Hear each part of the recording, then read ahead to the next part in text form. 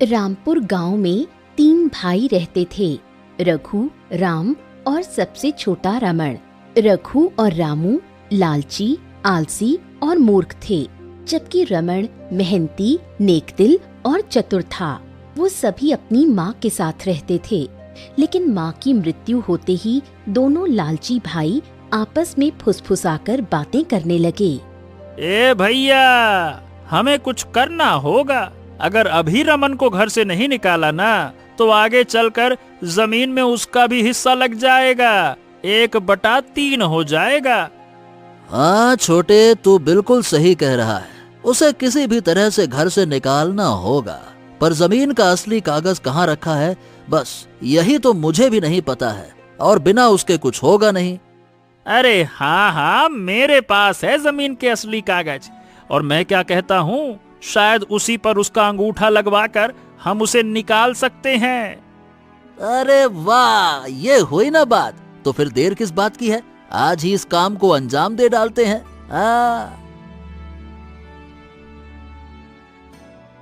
फिर दोनों भाई कागज लेकर रमन के पास जाते हैं। भैया, क्या हुआ? आप दोनों बहुत परेशान लग रहे हैं। सब कुछ ठीक तो है ना? देख रमन, अब माँ तो इस दुनिया में रही नहीं, अब ये घर और जमीन अब हमारे नाम होंगे। अरे भैया, आप ये कैसी बातें कर रहे हैं? हम 3 भाई हैं, तो जमीन का भी 1/3 यानी कि तीनों का बराबर हिस्सा होना चाहिए ना। ऐसा तो कभी नहीं होता कि किसी एक को सब मिल जाए और बाकी 2 को कुछ न मिले। अरे तू चुप हो जा और चला जा यहाँ से। इस घर में अब तेरे लिए कोई जगह नहीं है। 1/3 नहीं, जो होगा 1/2 होगा। हाँ। नहीं भैया, मैं इस घर से नहीं जाऊंगा। ये घर मेरा भी है और इस पर मेरा भी अधिकार है। अरे अगर तू अपनी बात पर अड़ा रहेगा तो मैं जबरन तुझे निकाल दूंगा। और पहले इस कागज पर अंगूठा लगा। ये रहा, लगा जल्दी से। नहीं, मैं कोई कागज पर अंगूठा नहीं लगाऊंगा। अरे लगाना ही पड़ेगा, वरना हम तुझे जान से मार देंगे। लगा अंगूठा, तू लगा, ससुर का नाती, लगा। मजबूरी में रमन अंगूठा लगा देता है। अब तू निकल जा मेरे घर से, यहाँ तेरे लिए कोई जगह नहीं है। रमन को घर से धक्के मारकर बाहर निकाल दिया जाता है। दोनों भाई अंदर चले जाते हैं। हे भगवान, ये मेरे भाइयों को क्या हो गया है? वो मेरे साथ ऐसा व्यवहार काहे कर रहे हैं? अब मैं कहाँ जाऊं, क्या करूंगा?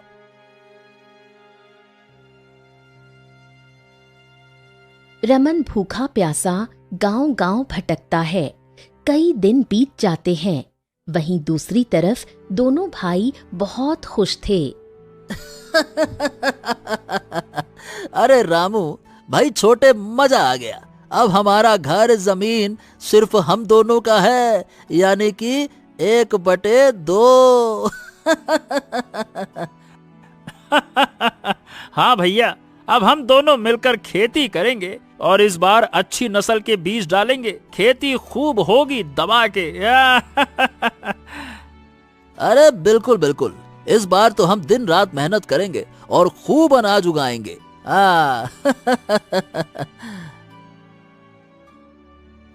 दोनों भाई खुशी खुशी खेती में लग जाते हैं। उधर रमन भटकते भटकते एक दिन साधु बाबा से मिलता है। हरिओम हरिओम हरिओम। पुत्र, तुम इतने उदास क्यों हो? तुम्हारे चेहरे पर पीड़ा झलक रही है, क्या बात है? बाबा, मेरे दोनों भाइयों ने मुझे धोखा दिया, घर और जमीन अपने नाम करवा ली और मुझे धक्के मारकर बाहर निकाल दिया। पुत्र, ये तुम्हारे भाइयों के लालच का फल है, पर तुम इस तरह भटकते क्यों हो? सामना करो मुसीबतों का, अपनी बुद्धि का इस्तेमाल करो। हाथ पांव बांधकर बैठने से कुछ भी हासिल नहीं होगा। पर बाबा, वो दोनों मेरे बड़े भाई हैं, मैं उनके साथ कैसे गलत कर सकता हूँ? बेटा, गलत का जवाब सही से देना ही सबसे बड़ा धर्म है। याद रखो, कर भला तो हो भला। हरिओम हरिओम।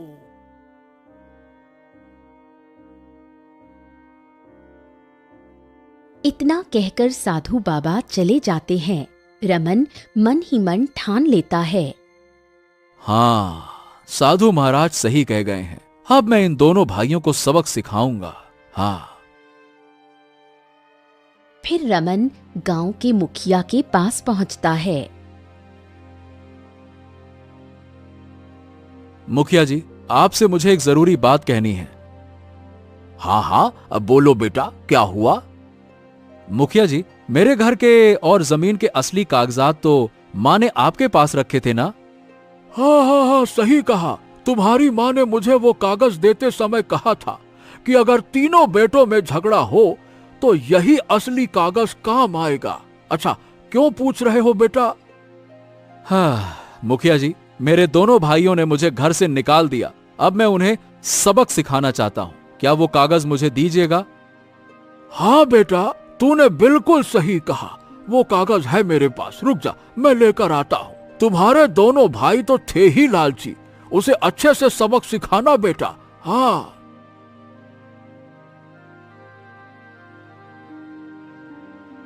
मुखिया असली कागज लाकर रमन को दे देता है। रमन वो कागज लेकर घर लौट आता है। अरे तू फिर से आ गया रमन। अरे मैंने कहा था ना कि तेरे लिए इस घर में कोई जगह नहीं है। भैया, लगता है कि इसे मार खाए बिना चैन नहीं मिलेगा। फिर हमारे पास आ गया मार खाने के लिए। देखो भैया, देखो भैया, आप दोनों को मैं यहाँ कुछ याद दिलाने आया हूँ। मैं ये याद दिलाने आया हूँ कि तुम्हें ये घर और जमीन छोड़कर जाना होगा। अरे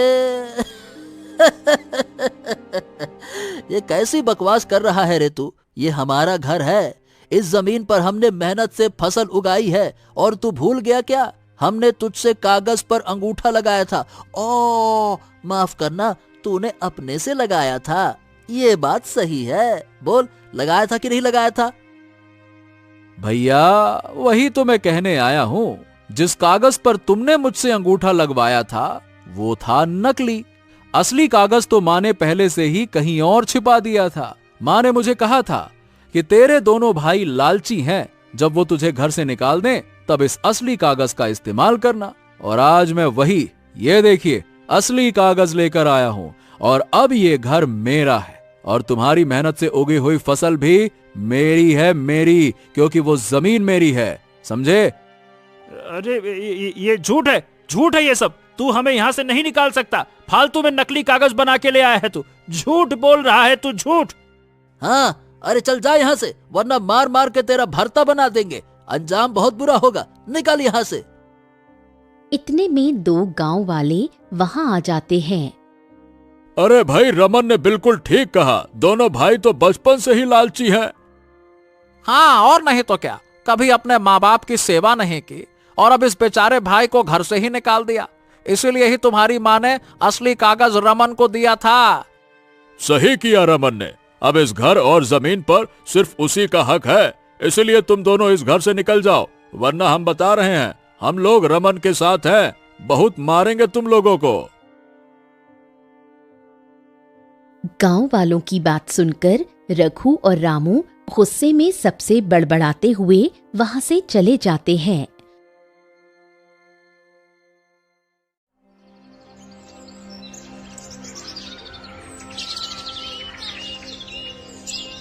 कुछ दिन ऐसे ही बीत गए। रमन की फसल खूब अच्छी हुई। वो फसल काटकर व्यापारी के पास बेचता है। उसे अच्छे खासे पैसे मिलते हैं। वाह, इतनी मेहनत के बाद आज मुझे इसका फल मिला है। अब इतने पैसे हो गए हैं कि मैं अपने होने वाली पत्नी के लिए गहने बनवा सकता हूँ। अब जब शादी होगी तो मैं चाहता हूँ कि मेरी होने वाली पत्नी को कभी कोई कमी महसूस ना हो। हाँ, ये ठीक रहेगा। इतना कहकर रमन व्यापारी के यहाँ से निकलकर सुनार के पास जाता है और गहनों का ऑर्डर देता है। उसके दोनों भाई दूर से ये सब देख लेते हैं। देखो तो रघु भैया, ये ससुरा रमन गहने बनवाए हैं। अगर ये सब हमारे हाथ लग जाए फिर तो हमारी किस्मत चमक जाएगी, क्या कहते हो? अरे बिल्कुल सही कहा तूने। रात को चुपके से घर में घुसेंगे और सारे गहने चुरा लेंगे। रमन को पता ही नहीं चलेगा और हम अमीर बन जाएंगे। बिल्कुल सही सोचा भैया, हम ऐसा ही करेंगे। आखिर वो जेवर पर हमारा ही हक है, क्योंकि हमने ही तो वो फसल बड़ी मेहनत से उगाई थी। ये तो ससुरा आ गया आखिरी में इस फसल को हड़पने। रमन के बच्चे, तुझे तो हम बताते हैं क्या मजा चखाते हैं, देख तू अब।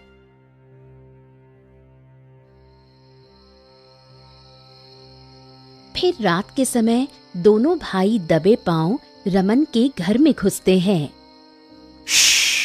भैया आवाज मत करना, सीधा उस संदूक तक पहुंचते हैं। आराम से आराम से। हाँ हाँ हाँ, सावधान रहना, यही वो गहनों का बक्सा है। आराम से आराम से। दोनों गहनों का बक्सा उठा लेते हैं और बाहर आकर खुशी से झूम उठते हैं। आहा, हमने तो कर दिखाया भैया। अब तो हमारी गरीबी हमेशा के लिए खत्म हो जाएगी। गरीबी से बच गए, बच गए, बच गए। बस कल ही सुनार के पास इसको जाकर बेच देंगे, बहुत अच्छे पैसे मिलेंगे।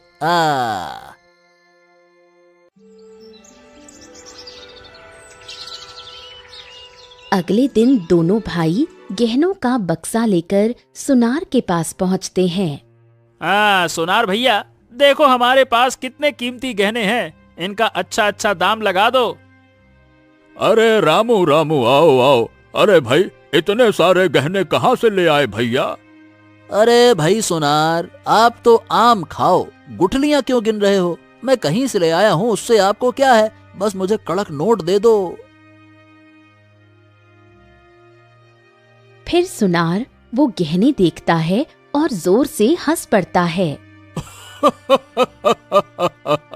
अरे ओ नालायको, इतने बड़े हो गए हो, लेकिन तुम्हें यह भी नहीं पता कि क्या असली और क्या नकली होता है।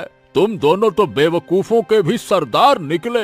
अरे ये तो नकली है, नकली, इनकी तो कोई कीमत ही नहीं है। क्या नकली? नहीं नहीं नहीं नहीं, ऐसा कैसे हो सकता है? मैंने खुद अपनी आंखों से देखा था, ये असली जेवर था, फिर ये नकली कैसे हो सकता है? हमें धोखा दिया गया है, रमन ने हमें धोखा दिया है भैया। हाँ। अरे तुम दोनों हमें बेवकूफ समझ रहे थे ना? रुक जा, अभी सबक सिखाता हूँ। अरे भाइयों, अरे सुनो, इधर आओ, इधर आओ। इन दोनों बेवकूफों ने मुझे कहीं से चोरी करके नकली जेवर बेचने की कोशिश की। इनको तो सबक सिखाना पड़ेगा। हाँ।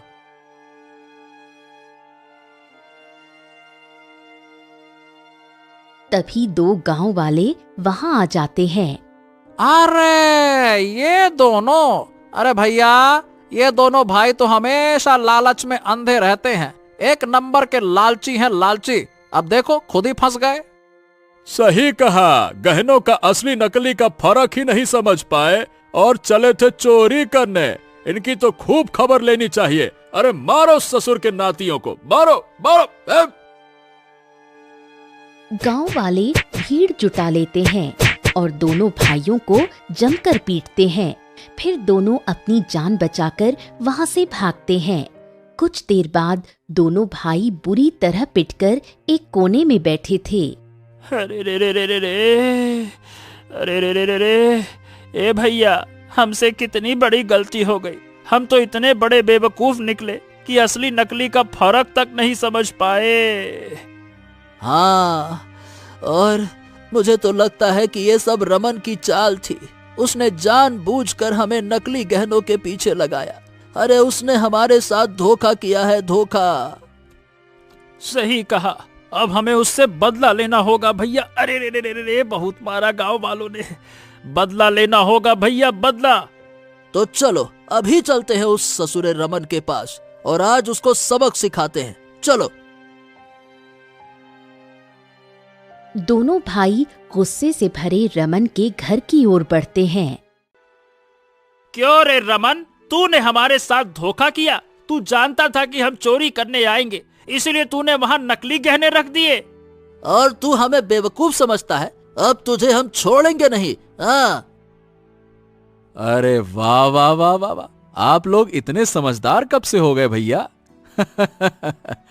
आपने तो मेरे पूरे प्लान का भेद ही खोल दिया। मैं पहले ही जानता था कि आप दोनों चोरी करने आओगे, इसीलिए असली गहनों को हटा दिया और नकली गहने रख दिए। हाँ। अरे तूने जो दिए दिए कर रहा है ना, बहुत हल्के में ले रहा हमको। अभी हम तुझे सबक सिखाएंगे, रुक जा तेरी तो। अच्छा, तो पहले मुझे पकड़ कर दिखाओ, फिर छोड़ने की बात करना।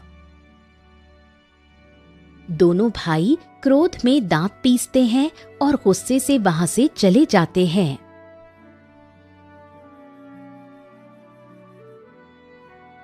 हाँ, अच्छा हुआ कि मैंने वो गहने गुफा में छुपा दिए, वरना ये दोनों लालची भाई आज उन्हें बर्बाद कर डालते। लेकिन मुझे देर नहीं करनी चाहिए। अगर कोई और गुफा में पहुंच गया तो फिर उसे गहनों का पता लग सकता है और वो ले जाएगा। नहीं नहीं नहीं नहीं, नहीं। मैं उन्हें अभी वापस ले आता हूं।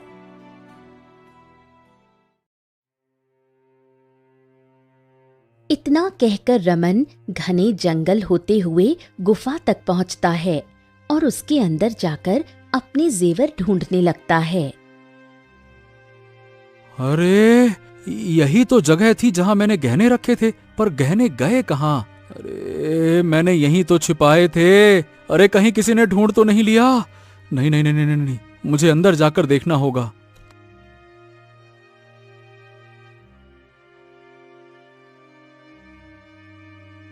वो और गहराई में जाता है।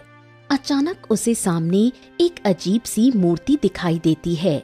मूर्ति की आंखों से चमक निकलती है। ठहर जा मनुष्य, क्यों आया है तू यहाँ? यदि तू लालच से आया है तो यहीं मारा जाएगा, यदि गलती से आया है तो बच जाएगा। सच सच बता, क्यों आया है?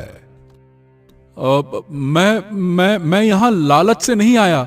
मैंने अपने गहने यहाँ छुपाए थे, उन्हीं को अब लेने आया हूँ ताकि अपनी पत्नी को सुख दे सकूं।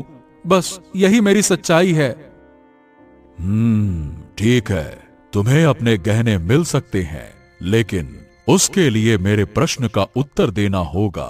सोच लो, अगर गलत हुआ तो तुम्हारे गहने चले जाएंगे, फिर तुम्हें कभी नहीं मिलेंगे। हाँ ठीक है, मैं उत्तर देने के लिए तैयार हूं। तो सुनो, मैं बिन छाया के चमकता हूं, मैं बिना स्वर के सबको भाता हूं, मैं हर दिल को मोह लेता हूं। बताओ मैं कौन हूं? ये सौंदर्य है। सही उत्तर। तू सच बोलता है और लालच से नहीं आया, इसीलिए तुझे इनाम मिलेगा। तभी एक सोने से भरा हुआ मटका उसके सामने आ जाता है। हाँ, ये मेरा है। मैं इसे अपने साथ ले जा सकता हूं? हाँ रमन, ये सब तुम्हारा है। तुम अपने साथ ले जा सकते हो और एक अच्छी जिंदगी जी सकते हो। जाओ। रमन खजाने से भरा मटका लेकर गांव पहुंचता है। गांव वाले उत्साहित होकर इकट्ठा हो जाते हैं। देखो सभी गांव वालों, आज मुझे ये खजाना मिला है। सोने के सिक्कों से भरा ये मटका, और मैं इसे सिर्फ अपने लिए नहीं रखूंगा, मैं इसे हमारे गांव के सभी गरीब और दुखियों की मदद के लिए बांटूंगा। अब कोई भी भूखा ना रहे, कोई भी परेशान ना रहे। हाँ। वाह रमन वाह, तो सचमुच में महान है। इस खजाने से तूने सिर्फ खुद को नहीं बल्कि सबको खुश कर दिया। हाँ भाई, ये तो कमाल कर दिया। अब हमारे गांव में सुख शांति आएगी। रमन खुशी खुशी खजाना बांटने की तैयारी करता है। वहीं रघु और रामू दूर से ये सब देख रहे हैं। देख रहा है रामू, ये बेवकूफ हमारे बिना ही ऐसा कर रहा है। हमें कुछ करना पड़ेगा रे। हाँ, इसकी इतनी इज्जत बढ़ गई है इस बार तो हम इसे बर्बाद कर देंगे। हाँ। तो चलो राजा के पास चलते हैं, कहेंगे कि रमन चोर है, उसने खजाना चुराया है, उसे सजा दी जाए। ये हुई ना बात। बिल्कुल ठीक कहा भैया, चलिए हम अभी चलते हैं।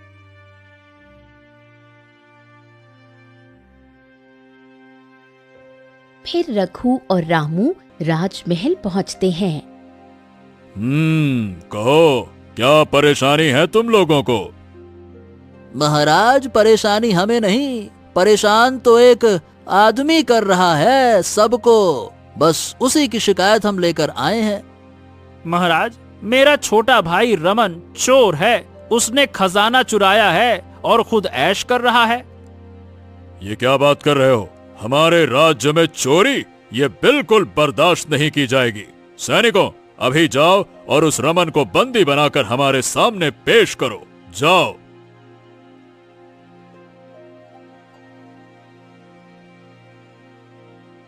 फिर सैनिक जाता है और कुछ ही देर में रमन को राजमहल ले आता है। रमन, ये क्या है? क्या तुमने सच में खजाना चुराया? महाराज, आपको प्रणाम है, प्रणाम स्वीकार करें। महाराज, ये सच नहीं है, ये खजाना मुझे मिला था। मैंने इसे किसी से चुराया नहीं है और मैंने इसे अपने लिए रखा भी नहीं है, बल्कि अपने गांव के गरीबों और दुखियों की मदद के लिए लेकर आया हूं। मैंने चोरी नहीं की महाराज। हमारे राज्य में चोरी को कभी बर्दाश्त नहीं किया जाएगा, पर सुनो, सच सामने आने के बाद ही कोई निर्णय होगा। तभी रमन चुपके से दोनों भाइयों की जेब में कुछ सोने के सिक्के रख देता है। नहीं महाराज, मैं चोर नहीं हूं। ये मेरे दोनों भाई हैं जो मुझसे जलते हैं और लालच में पड़कर झूठ बोल रहे हैं। आप तलाशी लीजिए, इनके पास चोरी का सामान जरूर होगा। सैनिकों, इन दोनों भाइयों की तलाशी तो लो। फिर सैनिक दोनों भाइयों की तलाशी लेते हैं और उन दोनों की जेब से सोने का सिक्का निकालते हैं। महाराज, इन दोनों के जेब में सोने के सिक्के मिले हैं। ओ, तो यही सच है। इसका मतलब ये दोनों झूठ बोल रहे थे। सैनिकों, तुरंत इनको सजा दो और सबके सामने इनकी बेइज्जती होनी चाहिए, ताकि कोई भी लालच में ऐसा ना करे। ले जाओ इन्हें। सैनिक दोनों भाइयों को पकड़कर सबके सामने मारते हैं। गांव वाले देखते हैं। रघु और रामू शर्म से सिर झुकाते हैं। फिर ऐसे कई दिन बीत जाते हैं।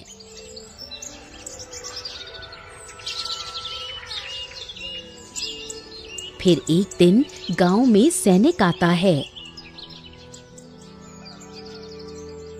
सुनो सुनो सुनो, सभी गांव वालों ध्यान से सुनो। महाराज ने तुम सभी को महल बुलाया है, इसीलिए आज सभी गांव वाले महल में उपस्थित हो जाएं। राजकुमारी का स्वयंवर है।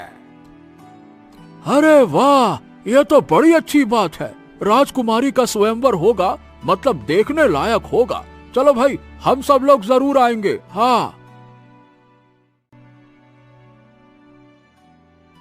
अरे ये मौका तो हमें हाथ से छोड़ना ही नहीं चाहिए। रामू, चलो हम दोनों भी चलते हैं। वहां रमन जरूर आएगा, उसे नीचा दिखाने का अच्छा मौका मिलेगा। हाँ भैया, आपने बिल्कुल ठीक कहा। चलिए हम भी चलते हैं और इस बार तो रमन को हरा कर ही रहेंगे। हाँ। अरे बेवकूफों, ये क्या सुन रहा हूँ मैं? तुम दोनों से ये काम होगा?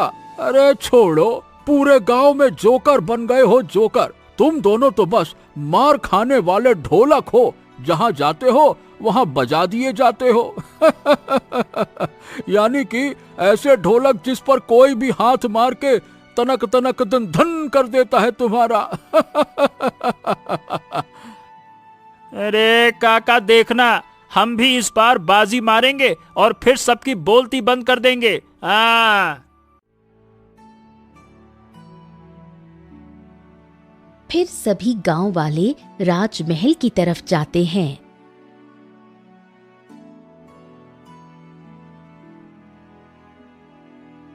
सभी लोग मेरी बात सुनो।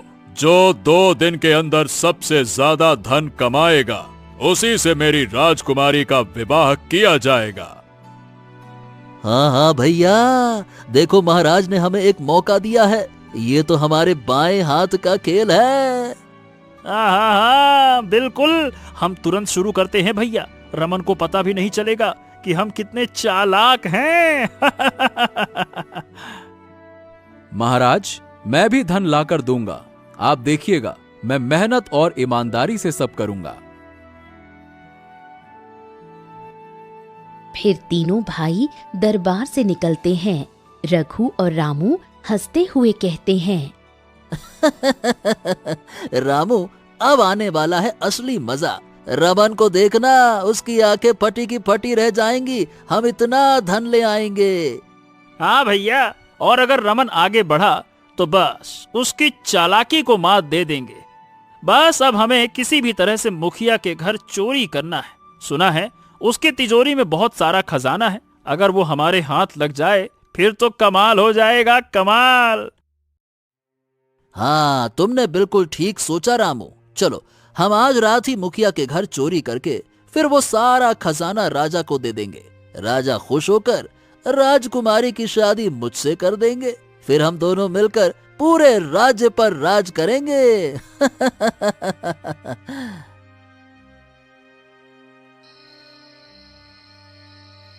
रघु और रामू मुखिया के घर चोरी करने जाते हैं और चोरी चुपके मुखिया के घर में घुस जाते हैं।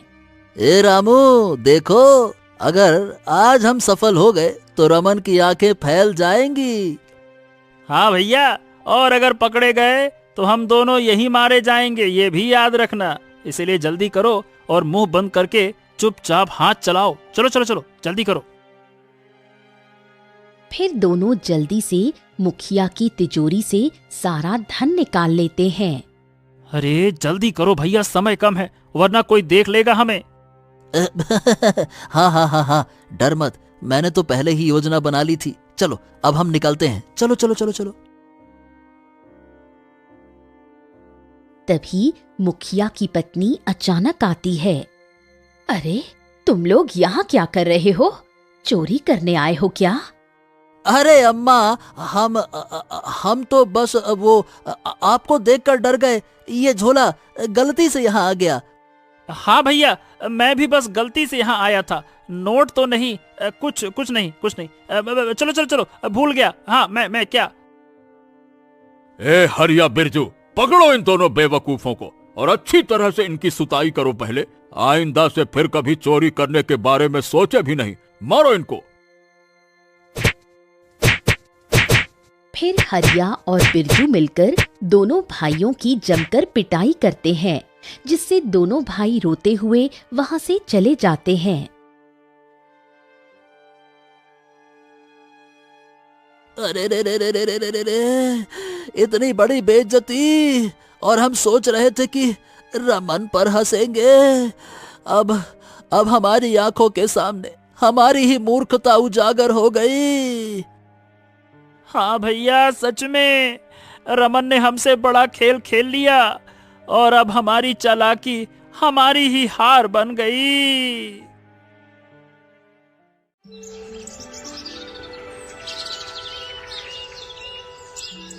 वहीं दूसरी तरफ रमन गुफा में जाता है।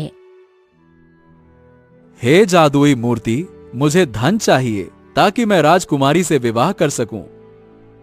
रमन, धन तो ऐसे मैं सीधे नहीं दूंगा। पहले तुझे मेरी 2 परीक्षा पार करनी होगी। ठीक है, मैं हर परीक्षा देने के लिए तैयार हूं। रमन, अब तुम्हारी सबसे कठिन परीक्षा है। यहाँ 3 दरवाजे हैं। हर दरवाजा तुम्हें एक अलग रास्ते पर ले जाएगा। पहले दरवाजे के पीछे है धन और वैभव। दूसरे दरवाजे के पीछे है सत्ता और शक्ति। तीसरे दरवाजे के पीछे है संघर्ष और सेवा का मार्ग। सोच समझकर बताओ, तुम कौन सा दरवाजा चुनोगे? धन और शक्ति से आदमी बड़ा तो दिख सकता है, पर महान नहीं बनता। मैं तीसरा दरवाजा चुनूंगा, जहां संघर्ष है, सेवा है और दूसरों का भला है। तुम्हारी अगली परीक्षा है बुद्धि की। मेरे सामने 2 कलश रखे हैं, एक में है अमृत और एक में जहर। तुम्हें बिना चखे सही कलश चुनना होगा। संकेत ये है कि एक कलश पर लिखा है इसमें जहर है और दूसरे पर लिखा है इसमें अमृत है, पर सच केवल एक में ही लिखा है और दूसरे में झूठ। सोचो और बताओ कौन सा कलश चुनोगे। यदि जिस पर जहर लिखा है वो सच मान लूं तो दूसरे की लिखावट झूठ होगी और दोनों में जहर ठहर जाएगा, ये असंभव है। यदि जिस पर अमृत लिखा है ये सच मान लूं तो पहला झूठ होगा और दोनों में अमृत ठहरेगा, ये भी असंभव है। यानी कि दोनों लिखावटें झूठ हैं। सो अमृत उसी कलश में है जिस पर जहर लिखा है और वही कलश में चुनता हूं। बहुत अच्छे, यही चतुराई और तर्क का सच्चा प्रयोग है। फिर मूर्ति की आंखों से तेज रोशनी निकलती है और एक घड़े में सोने का सिक्का प्रकट होता है। फिर रमन खजाना लेकर राजमहल आता है। प्रणाम महाराज। महाराज, मैंने आपका आदेश पूरा किया। ये रहा खजाना, जैसा आपने चाहा था। बहुत अच्छे बेटा, तूने ईमानदारी और मेहनत दोनों दिखाई है। अब मेरी राजकुमारी का विवाह तुझसे होगा। राजकुमारी और रमन की शादी की तैयारियां शुरू होती हैं। रघु और रामू ये सब देखकर एक दूसरे की तरफ देखते हैं और गुस्से में कहते हैं, हा, ये कैसे हो गया? राजकुमारी भी, खजाना भी, घर भी, अरे सब रमन के हाथ में है। भैया, लगता है कि हमारी चालाकी का मजा अब हमारी आंखों के सामने ही उड़ रहा है। हम एक नंबर के बेवकूफ हैं, ऐसा लगता है। अरे अब कुछ करना पड़ेगा भाई, अब सिर्फ मुंह देखने से बात नहीं बनेगी, कुछ तो करना पड़ेगा। हाँ, सही कहा। चलो प्यार से माफी मांगकर पता करते हैं कि आखिरकार वो खजाना लाता कहां से है।